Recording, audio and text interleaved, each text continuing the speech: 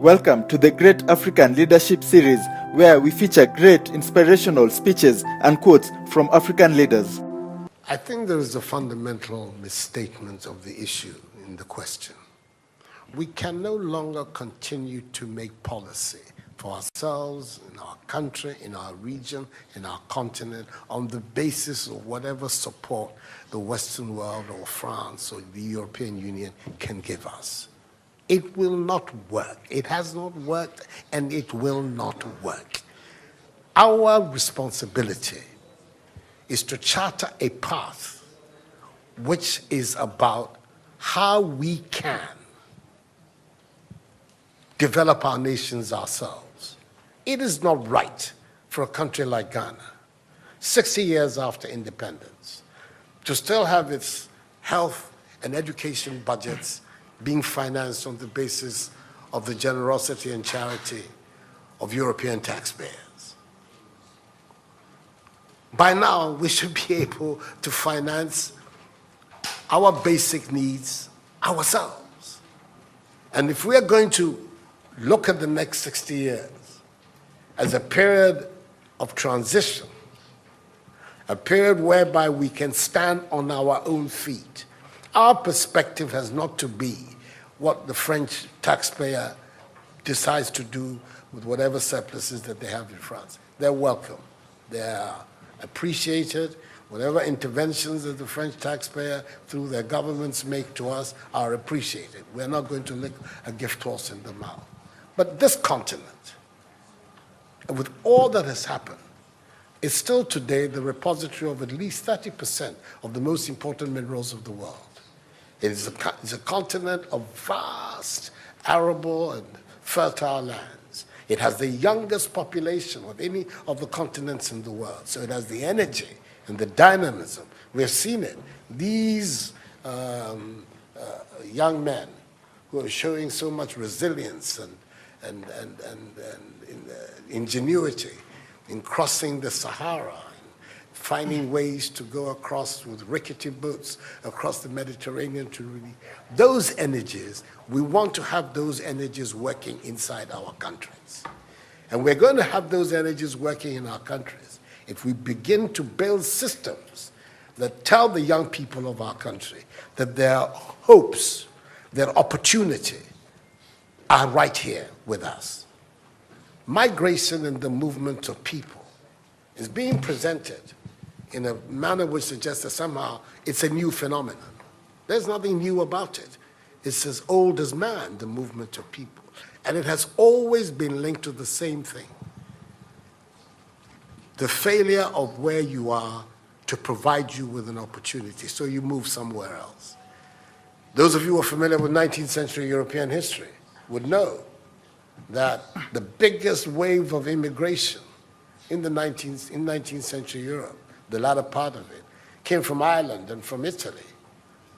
Waves upon waves, generations of Italians and Irish people left their countries to seek the American paradise, largely because Ireland was not working, Italy was not working. Today, you don't hear it.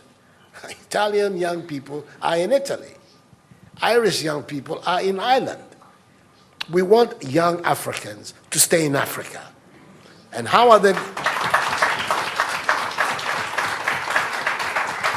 And it means that we have to get away from this mindset of dependence, this mindset about what can France do for us. France will do whatever it needs to do for its own sake. And when those coincide with ours, tant mieux, as the French people say. But our main responsibility as leaders, as citizens, is what we need to do to grow our own countries. What are the institutions that work that will allow us to have good governance, to have accountable governance, to make sure that the monies that are placed at the disposal of leaders are used for the interests of the state and not for those of the leaders, to have systems that allow for accountability, that allow for diversity, that allow for people to be able to express themselves and contribute to fashioning the public will and the public interest. Our concern should be with what do we need to do in this 21st century to move Africa away from being cap in hand and begging for aid, for charity, for handouts. The African continent, when you look at its resources, should be giving monies to other places. We have huge wealth on this continent, in our own country of Ghana. And we need to have a mindset that says, we can do it. Others have done it. We can also do it. And once we have that mindset, we will see it as a liberating factor for ourselves. We keep talking about how it was that Koreans, Malaysians, Singaporeans, who got their independence at the same time as us. We're told of that at the time of Ghanaian independence, per capita Ghanaian income was higher than that of Korea. Today, Korea is part of the first world. So is Malaysia. So is Singapore. What happened? Why did they make that transition? And 60 years after independence, we are where we are. Those are the matters that should concern all of us as Africans, as Ghanaians. And not, when I say so with the greatest of respect to the French president, I think that the cooperation of France is something that I am, as you know, a strong friend of France. I am Francophile. So I don't have any difficulty with that.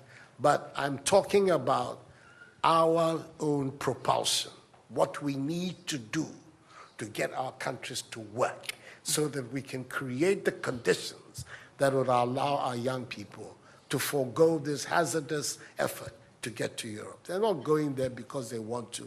They're going there because they don't believe they have any opportunities in our countries. So that should be our focus.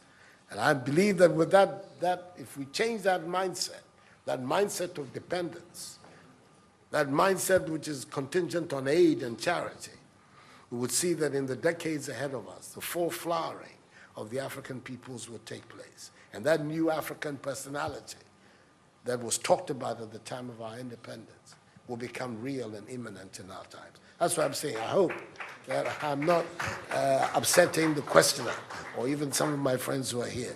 But these are my strongly held beliefs. And that is the reason why I've adopted as the slogan of my presidency, of my period of the Supreme Office of Ghana, that we want to build a Ghana beyond aid. A Ghana which is independent, which is self-sufficient, that is capable of standing on its own feet and building its own life. We can do it if we have the correct mindset to do so. Mr. President, those are my contributions.